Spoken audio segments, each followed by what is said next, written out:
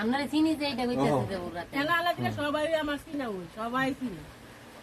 কথা বলেন। যাই হোক, এখন আপনার যে সমস্যাটা এখন চূড়ান্ত পর্যায়ে গেছে, চিকিৎসার জন্য আপনি কষ্ট পাচ্ছিলেন, এখন এই 10,000 টাকা পাইয়া খুশি হয়েছেন না? আল্লাহ দিলাম এই টাকাটা এই প্রবাসে কিন্তু তারা গেছে নিজের পরিবার পরিজনদের নিয়ে সচ্ছলতার জন্য, কিন্তু এমন অবস্থাও আপনার কথা শুনে প্রত্যেকে মন মানসিকতা এমন হয়েছে যে আপনার অসহায়ত্বের জন্য তারা সকলে ওইখান থেকেই অনেকে জমায়েত হইয়া আপনার জন্য এই টাকাটা দিচ্ছে। এইভাবে তারা আরো বিভিন্ন ভাবে অবদান রাখছে এই সমাজে। সেক্ষেত্রে আপনি পায়ে খুশি হয়েছেন তো? আল্লাহ ইনশাআল্লাহ আল্লাহ পাক যেন তাদের রুজিতে আল্লাহ পাক বরকত দান করে। ইনশাআল্লাহ আল্লাহ তারা আল্লাহ তাদের রুজিতে আল্লাহ পাক বরকত দান করলে তারা আরো বিভিন্ন ভাবে সহযোগিতা করবে।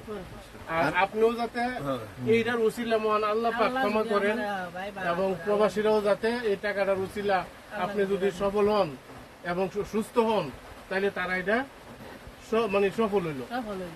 আর উনারা আনছি আমরা, উনি মানবাধিকার সংগঠনের নবীনগরের সভাপতি, উনারা আনছি ভবিষ্যতে উনি অনেক সাহায্য করার হাত আছে ওনার।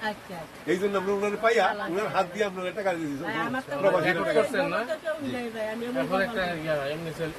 আচ্ছা, প্রবাসীদের ব্যাপারে আপনি একটু বলেন, টাকাটা দিচ্ছে আপনি কি খুশি হয়েছেন কিনা, বা এদের জন্য দোয়া করবেন কিনা এই বিষয়ে? ইনশাআল্লাহ ইনশাআল্লাহ আমি দোয়া করি। প্রবাসী বলতে যারা বিদেশ আছে এরা কিন্তু কষ্ট করতেছে। বাবা ফেরে না দিয়ে ও তোমার সবার জন্য তো আমি দোয়া করি, আল্লাহ যাতে সবাইরে ভালো লাগে। জিনতপুর ইউনিয়ন প্রবাসী সংস্থান আঙুলটা তো ইয়ে। জিনতপুর ইউনিয়ন প্রবাসী সংস্থান ফাউন্ডেশন আঙুলটা এদিকে এখানে 10,000 টাকা আছে।